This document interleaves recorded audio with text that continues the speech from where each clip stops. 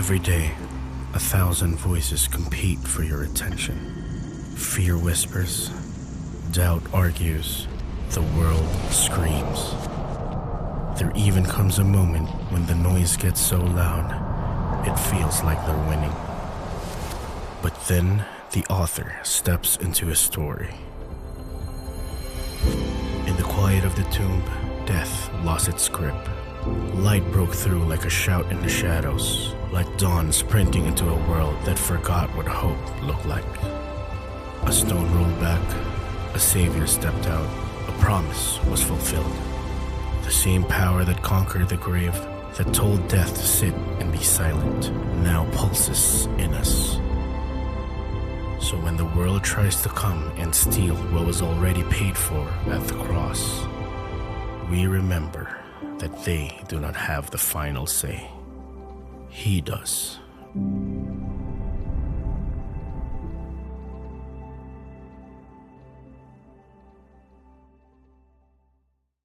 So we are on our week 2 series that ang title po is The Final Say. Everybody say The Final Say. Pag narinig po natin yung The Final Say, it means that that person has the ultimate authority, has the last word, or the final outcome that cannot be changed.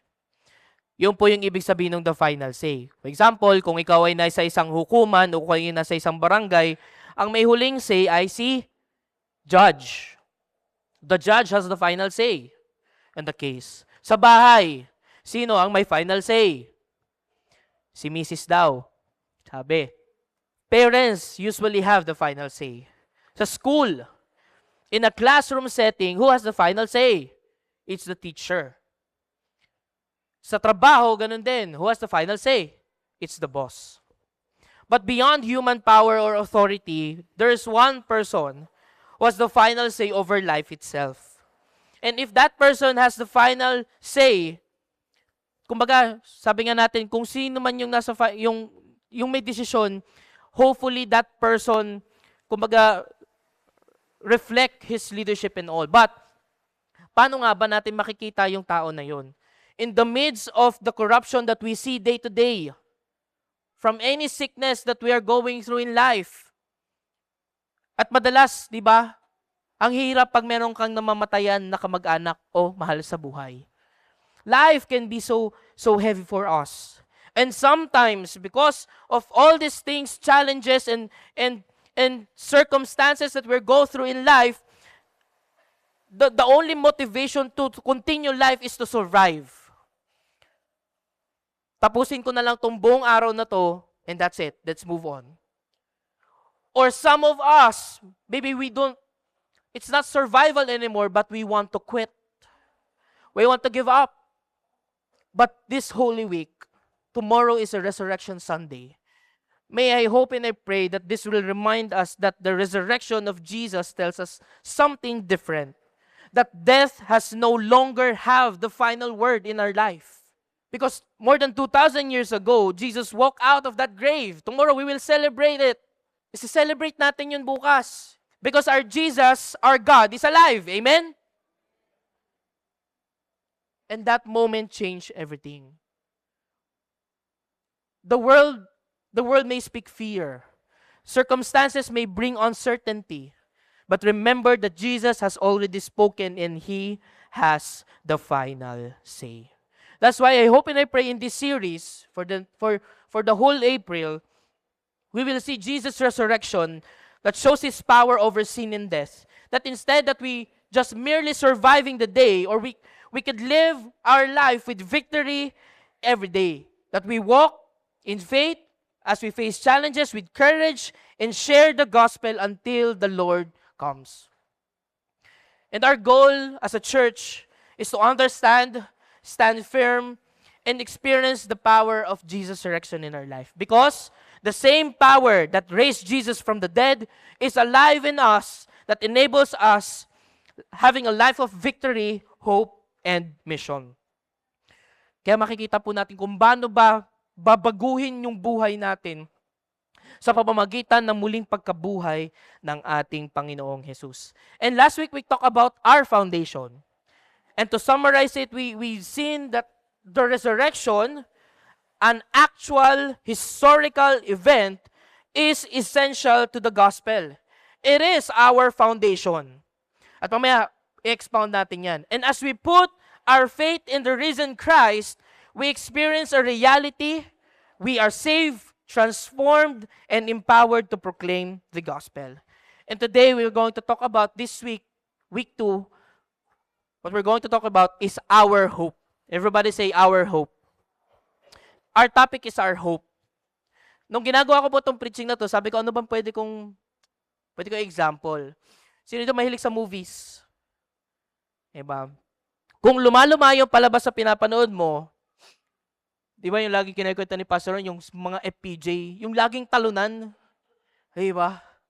Bugbog sa una, tapos pagdating sa gitna, panalo na. Diba? O yung mga bata-bata who among you here watch, Infinity War, Avengers. Ayan.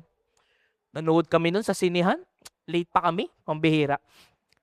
Buti na pwede mong ulitin na ngayon, What happened in Avengers Infinity War, it started with a crisis. Then suddenly the heroes assembled. Meron sa space, meron sa Earth. Suddenly, habang nanonood kami grabe, nagsisigawan na yung tao kasi dumating na si Thor. Talo na, yes, matatalo na si Thanos. And then suddenly, sabi ni Thanos, you should have aimed for the head. And then he snapped. Boom. After he snapped, half of the universe nawala. They are defeated. And everything to them seems hopeless. Pero alam naman natin nangyari kasi may endgame pa So nanalo ulit sila. But everyone is asking at time, is there any hope left? The world left is out of control and despair is everywhere. Dito na lang sa Pilipinas, magtataas na naman next week. Diba? Mamahal na naman yung mga pagkain. One time, kakain kami ni Missy sa labas. Magdi-date kami. Diba?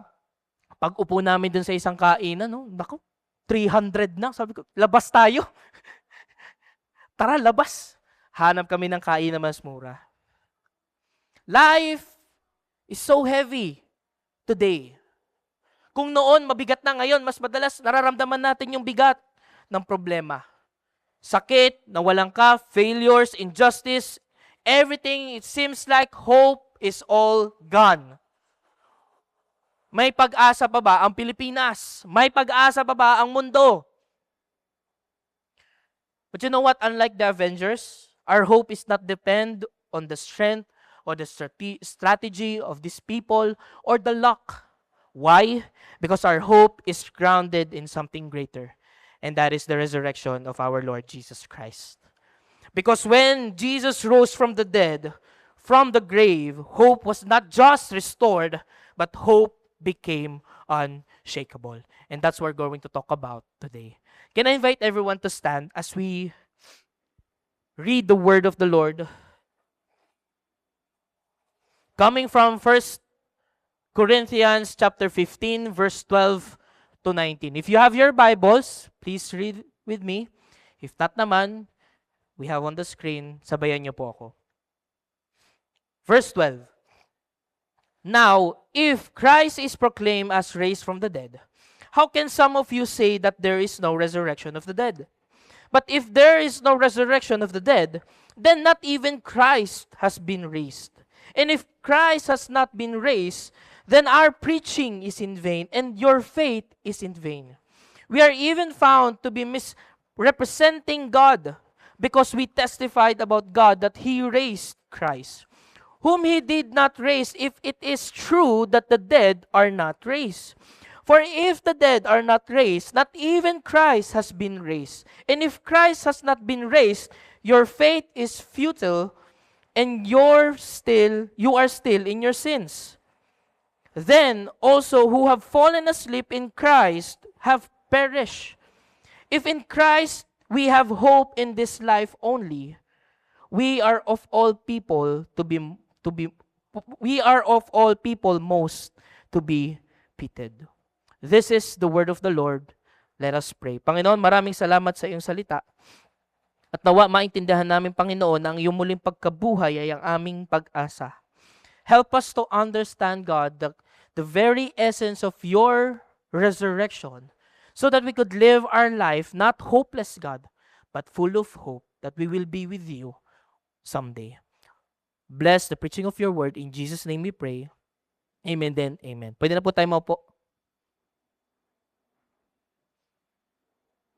Now, this is the continuation of what we've discussed last week, the foundation.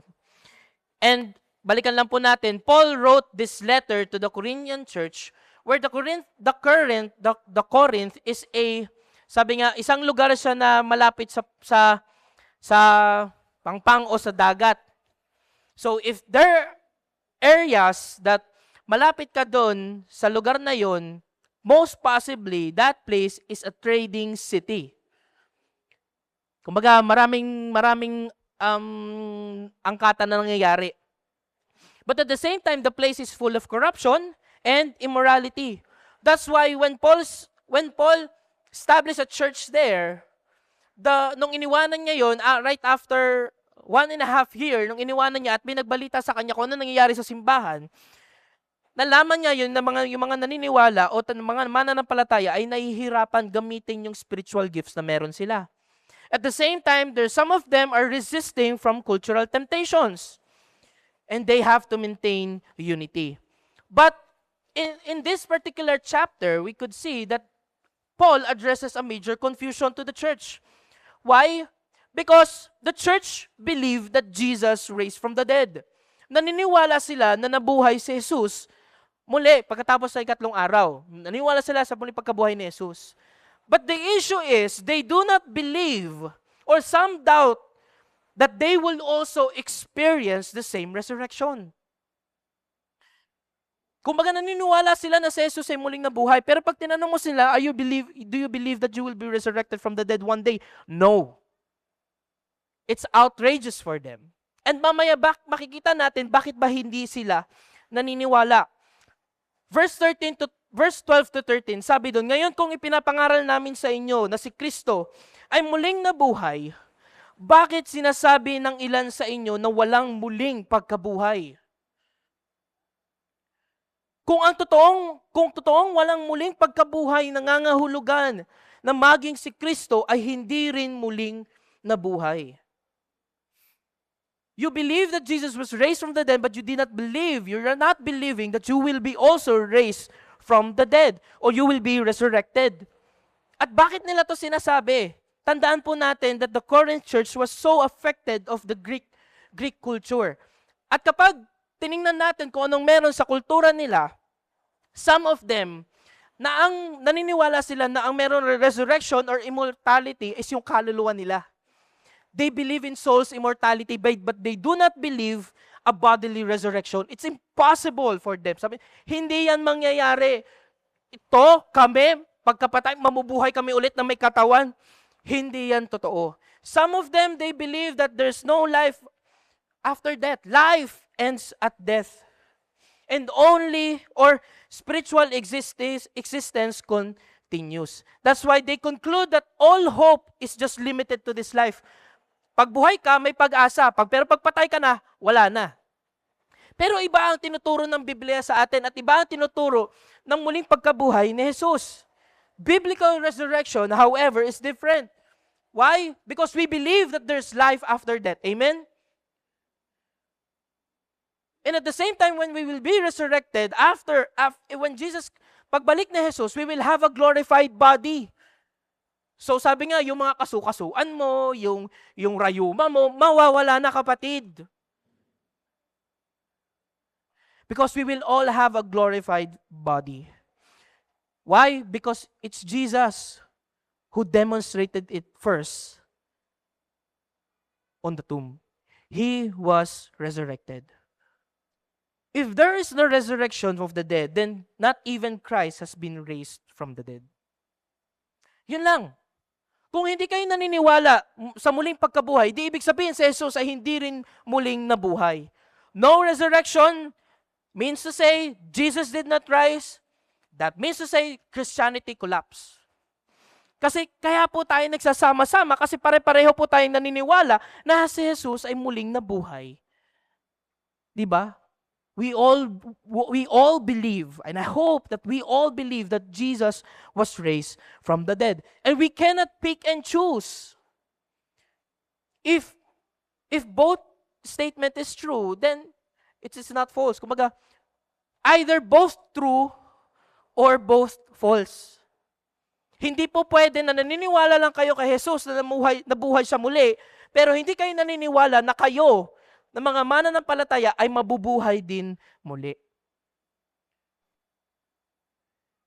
Jesus' resurrection is proof that believers will rise. He is the first fruit. Siya mismo ang unang nagpakita na nabuhay siya mula sa mga patay, at pagdating ng araw, pagdating ng panahon, tayo din, hindi naman po tayo magtatagal. We will have this limited time here on earth. But when Jesus will come again, on His second coming, we will be all rise again. Mabubuhay tayo muli. And it's His resurrection is our assurance. If Jesus did not rise, then also our faith is empty. Yung pananampalataya natin ay wala ring saysay. At kung si Kristo ay hindi muling nabuhay, walang kabuluhan ang aming pangangaral. At wala ring silbi ang inyong pananampalataya. Preaching is useless without resurrection. What we are saying here in the front without resurrection is useless, meaningless. Why? Because the disciples have always preached that Jesus died for the sins, buried, and raised from the dead. And if Jesus did not rise from the dead, then it means to say that He was mistaken. Hindi katiwa-tiwala tong si Jesus. Kasi lagi niya sinasabi di ba, I am the resurrection and life. I will raise from the dead on the third day. Imagine mo kung hindi nabuhay si Jesus after third day, bukas, paggunita natin. Imagine mo, sabi nga kanina ni Chris May doon sa group, doon sa huddle namin, imagine if Jesus did not raise from the dead. His death cannot save us. And there's no assurance of forgiveness. Hindi lang yon. Faith is also useless without resurrection. Why? Bakit natin paniniwalaan ng isang mensahe na wala namang halaga? Para kang na-scam. Na pinangakuan ka na pag binigyan kita ng ganito, pagdating ng araw, lalago. Pero ininvest mo na, binigay mo na, pagkarinig mo, pagbalik sa'yo, scam. Faith is also useless without resurrection. Faith without resurrection offers no salvation and no hope at all. We are doomed to go to hell if Jesus did not raise from the dead. If there's no resurrection, therefore Christ did not rise. Therefore, preaching the word is meaningless. Therefore, faith in God is also meaningless. If Christ did not rise, preaching is empty, faith is empty, therefore there is no hope at all. At mas lalo pang pinagtibay ni Pablo yung argumento niya dito sa mga taga-Corinth. Paul strengthened his argument by pointing to the credibility of the apostles. Sabi niya doon, kung walang resurrection, then yung mga apostles, yung mga disciple that time is misrepresenting God because they are testifying that God raised Jesus from the dead. Verse 15 to 16, at hindi lang yan. Lalabas din ng mga sinungaling kami tungkol sa Diyos dahil ipinapahayag namin na binuhay niyang muli si Kristo. Ngunit hindi siya muling nabuhay kung talagang walang muling pagkabuhay. Grabe. Kung hindi totoo, ibig sabihin sinungaling lahat. Hindi totoo ang mga pinagsasabi ng mga to. The apostles lied about God. The gospel that they are preaching and they are dying for it is false. And Christianity has no foundation at all. This, what we believe, will collapse. At baka nga hindi nga dumating to sa atin. If the resurrection really did not happen. That's why Paul makes a clear statement that Christianity is not just a philosophy or good teaching. It is grounded in historical events. That Jesus died for our sins, He rose, He was buried, And He rose again. At hindi po niya to solong ginawa. He has witnesses. Last week, from Cephas to the 12, to the 500, to all the apostles, to all the disciples, and lastly to Paul.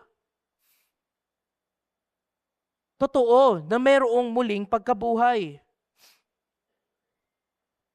That's why the resurrection is not optional. It is essential. If Christ did not rise, then everything would fall apart. Wala. Yung kinakanta natin kanina, by the way, thank you worship team for leading us earlier. Yung kinakanta natin kanina, wala. Meaningless yun, kapatid.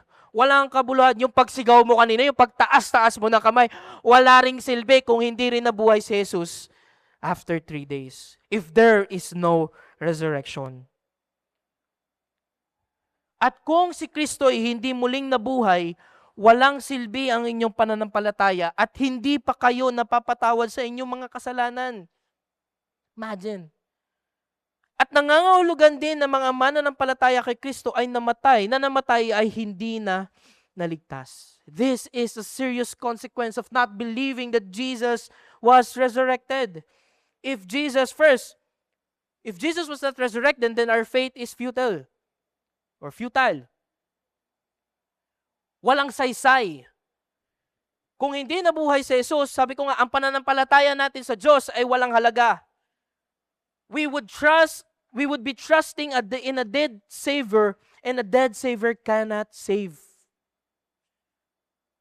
Diba? Ako mahilig ako sa superhero movies eh.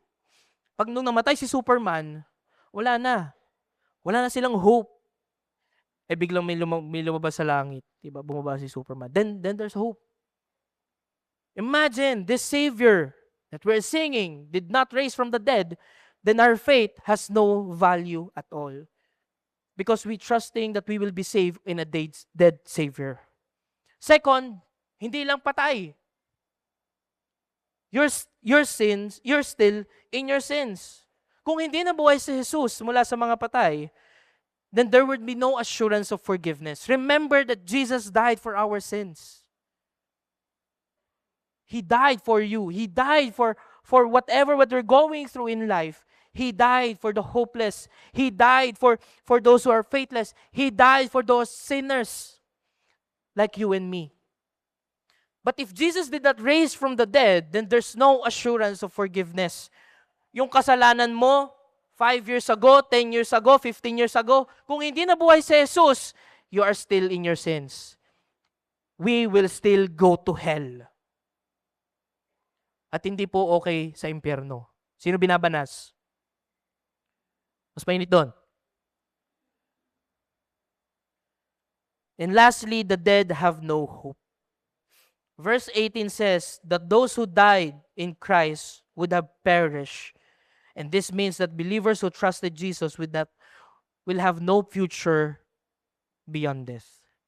Every time kami po ni Pastor Ron, when we go for funeral service, we always say to dun sa mga naulila nung mga namatay na balang araw po na kung siya po ay nakatanggap sa Panginoon, muli po natin siyang makita at makakapiling. Now imagine if Jesus did not raise from the dead, and you will say that to the person that you will meet their loved ones. Scam. Hopeless. But this is our assurance that Jesus raised from the dead. That's why Paul concluded in verse 19, kung ang pag-asa natin kay Kristo ay hanggang sa buhay na ito lamang, tayo ang pinakakawawa sa lahat ng tao. Look at the person beside you. If there is the resurrection, yan ang pinakang kawawa. Wawa. All the struggles, all the persecution, all the sacrifices that we have made is all meaningless if there's no resurrection. Because faith without eternal hope is empty. That's why the resurrection of Jesus matters, church. That's why we we designed this material, we designed this series for us to understand and appreciate more the resurrection of Jesus Christ. Yes, importante yung pagkamatay niya. Pero importante din yung pagkalibing niya at muling pagkabuhay niya. Kasi sabi nga, this is our ultimate proof stamp that we are now also alive in Christ because He is alive now. Amen? Yun po yun. The resurrection of Jesus is at the foundation of our Christian faith. And because Jesus rose from the dead, we know that everything He had said is always true. Totoo ang sinasabi ng Diyos sa atin, and everything that He had promised in this book, in this Bible, is also true. Therefore, we are secured. The resurrection confirms who Jesus is and what He has done for us. Now, what the resurrection confirms? First, Jesus is God. The resurrection proves that Jesus is truly the Son of God. Because when He rose from the dead, it showed that He is not just a teacher or a prophet. He is God. Paglabas niyo dyan, makakamit kayo ng mga tao na naniniwala sa Jesus na isang tagapagturo lang o propeta. Pero sino ba namang tagapagturo o propeta ang muling nabuhay? Wala. Kung naniniwala sila na si Jesus ay tagaturo lang o propeta, man, this Jesus raised from the dead, therefore He is God. Not only He is God, Jesus is Lord over life and death. Jesus' resurrection shows that He is Lord over everything. Whether we live or die, Jesus is in control. Because death is no longer has the final word. And our sins are forgiven as well. Because Jesus rose, we know that His sacrifice on the cross was accepted by our God the Father. And His resurrection confirms that we now are forgiven and we are now made right with God. Napatawad ka na kapatid sa iyong mga kasalanan. So you don't need to be condemned anymore of your sins. When you repent of your sins and you put your faith in Jesus Christ and accepted Him as Lord and Savior, you trust Him with your whole life, therefore you also accept and embrace that you are forgiven and you are now made right with God. It's not because of our efforts or strength, but because Jesus loves you so much and He conquered the death for us. He conquered death for you, kapatid. We have a new life. The resurrection gives us a new life. We are not just forgiven, but we are also changed. Tingnan mo katabi mo. Nagbago na ba? Yes. We now live with new hope and a new heart. Dahil nabuhay si Jesus, posible ang pagbabago sa bawat isa sa atin. And also we have eternal hope. Because Jesus rose, we are also have the promise that we will rise one day. Because death is not the end for believers, for we have eternal life. Because Jesus rose, our struggles are not wasted, our faith is not empty, and our hope is not temporary. Our hope is eternal, church. So what now? How does the resurrection of Jesus affect our lives today? As I have said, the resurrection of Jesus is not just a story that happened more than 2,000 years ago. It is God's ultimate proof that everything Jesus said and promised is all true. And when we believe in Jesus, we are responding into a real historical event that changed the world. And it continues to change lives today. Sa ating po mga Pilipino, sa ating, tayo na lang po dito. I know some of us here, we go through a life of struggles and pain and circumstances and problems in life. We face challenges in life. Sa mga estudyante, maaaring hindi mo ramdam pa yung pagtaas ng presyo ng gasolina, pero pag kumain ka sa inyo, pag narinig mo yung nanay mo na magtipid, ay, nako, mararamdaman mo na yung sinasabing pagtaas ng mga bilihin.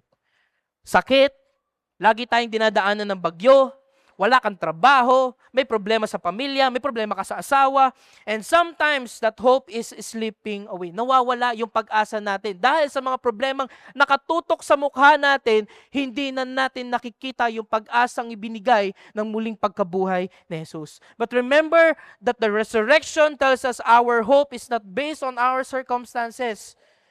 It is based on our risen Savior. Tandaan mo, ulit, tandaan natin na nabuhay muli si Jesus. At kung ano man ang pinagdadaanan natin sa buhay, matatapos din yan. This too shall pass. Because our God, our Jesus, has risen. Number 1, the resurrection of Jesus testifies to the truthfulness and credibility of the gospel. Like I have said, Jesus' resurrection is God's ultimate proof stamp on the gospel. Totoo ang mabuting balita dahil namuhay si Jesus, nabuhay muli si Jesus, at ito ang kanyang resibo. Diba pag bumili, di sa baba na lang sa Ongville, patunay na may binili ka ay kailangan ng resibo. Hindi ka pwede lumabas ng Ongville, baka ay huwabulin ka ng guard. Ganon din.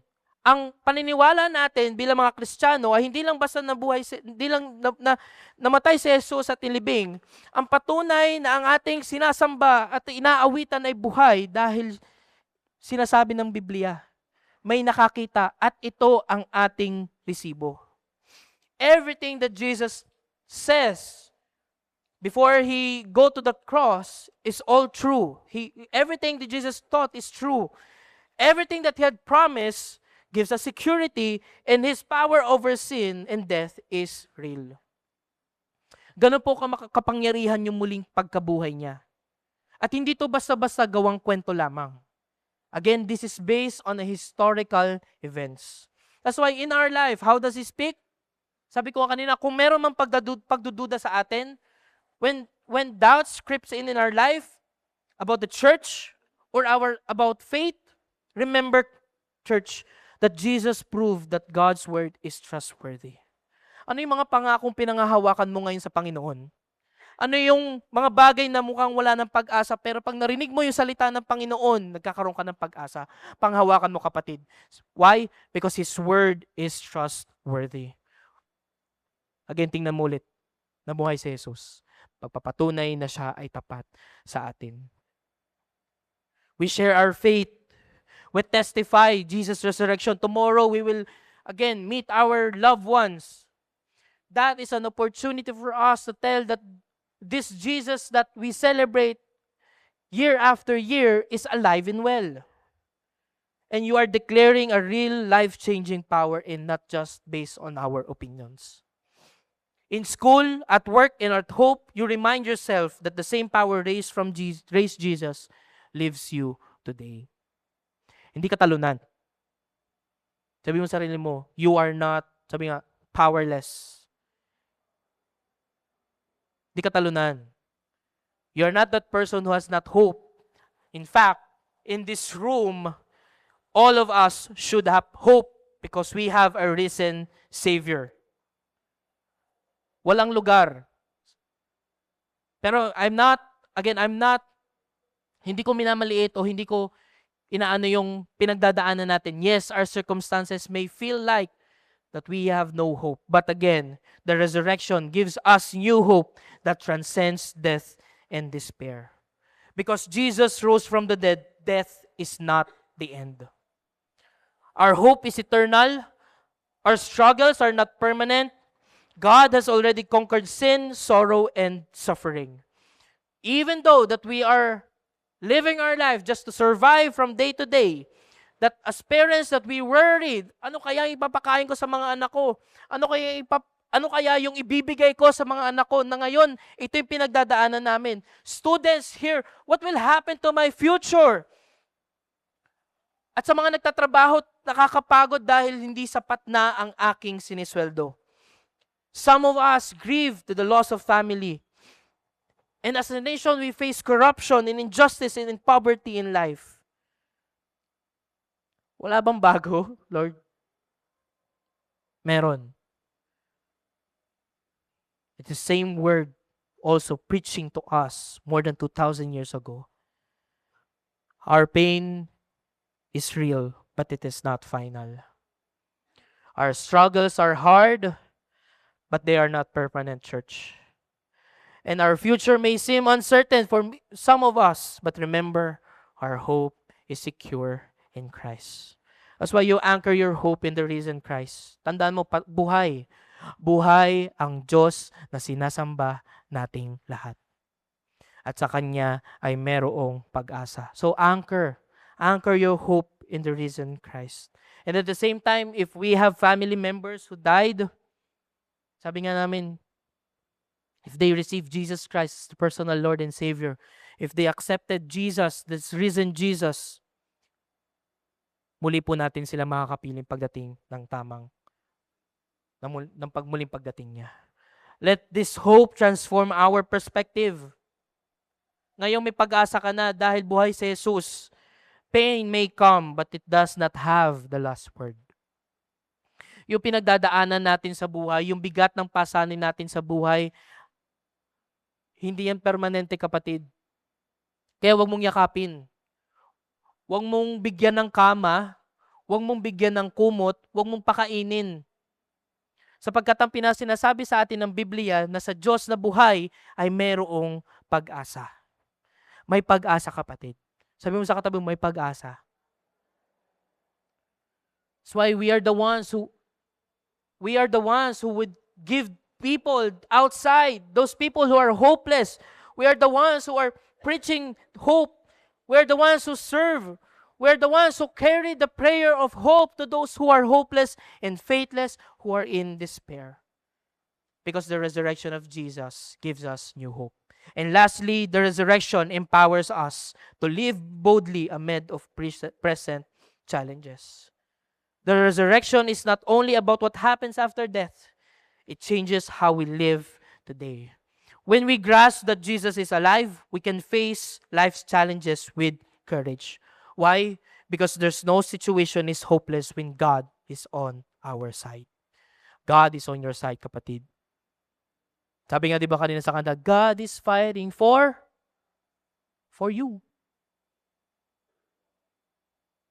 You always claim that God is fighting for me. Whatever I'm going through in life, God is fighting for me. There is no room for darkness in my life.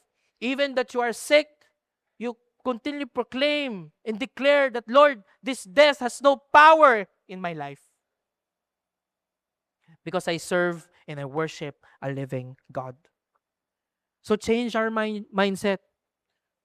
Sabi ko kanina, I hope and I pray that in this room, there's no room for the hopeless. But if you are that person that you're being hopeless on your current situation in life, I want to remind you that in Jesus there is hope. Uulit at uulitin po namin sa inyo na sa Diyos ay merong pag-asa. Change our mindsets. That instead that we proclaim of what we're going through in life, you proclaim the promise and the goodness and the faithfulness of God. You declare hope. We reflect on the resurrected Jesus. Because even in moments of struggles, whether it's personal or national, this resurrected Jesus reminds us that God is still at work in our life. Di dahil Pilipino tayo, may resilience tayo. No, we have resilience because we serve and worship a living God. Our hope is not dead. Our hope is alive. As I end, the resurrection testifies that the gospel is true. It gives us hope that goes beyond this death and despair. And because Jesus is alive, we can live today with unshakable hope, even in the midst of pain, suffering, and uncertainty. That's why this is my call, my brothers and sisters, that let us live in the reality of the risen Christ. Hindi po patay ang Diyos na inaawitan natin. Buhay siya. Let us rise above fear. Let us rise above despair. And let us rise in hope. Because tomorrow, we will celebrate that this tomb is empty. And it shows that our sins are now forgiven, Our hope is alive, and our future is secure in Him. Because Jesus lives, because He lives, we can too live with joy, purpose, and unwavering faith. And in every circumstance, in every trial, in life, and even death, remember, Jesus has the final say. Pwede ba nating palapakan ng Diyos?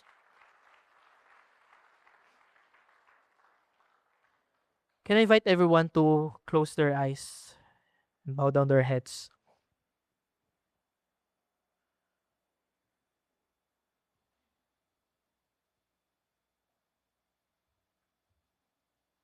Wow.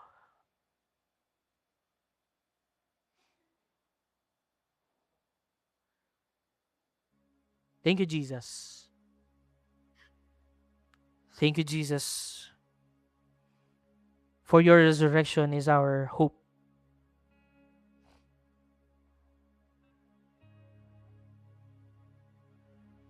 What life would be, God, if you didn't resurrect from the dead? But God, thank you. Our heart is filled with gratitude, God. For today, we have this new perspective, God, of how important your resurrection is. And Lord, we want to repent.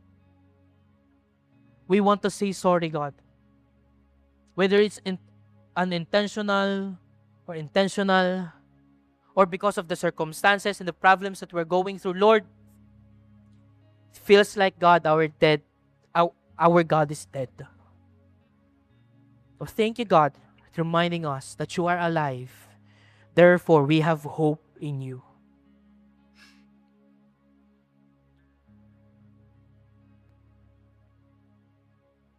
Some of us here, maybe, I don't know what you're going through right now.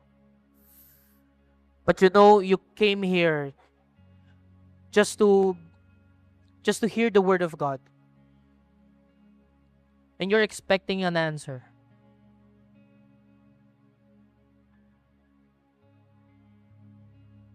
I believe God wants to remind you that hope will not be based on your performance, will not be based on how you serve me, but your hope is now will be anchored on a risen God. God is inviting you. God is inviting you right now. Put your hope in me. Come. Come, my son. Come, my daughter. If marami ng pagkakataon at maraming beses na parang nawalan ka ng pag-asa and you've given up,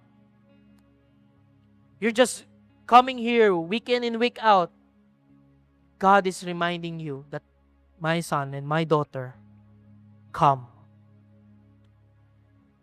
For in me, there's hope. There's hope. There's hope. Thank you, God. Thank you, Jesus, that you have raised from the dead. And this is our living hope, that your promise is true and your word is true. In Jesus' name. Can you all stand up?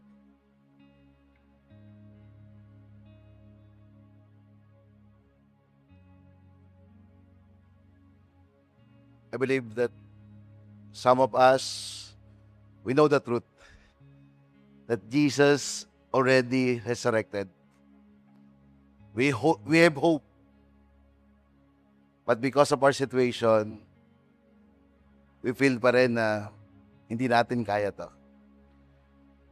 When nung nagsasalita po dito si Mark, naalala ko lang yung story in the Bible in Joshua 6. Yung Wall of Jericho. Alam niyo po yung ginawa ng mga tao despite nung sitwasyon na meron sila. They worship God. They allow, Lord, hindi namin to kaya physically.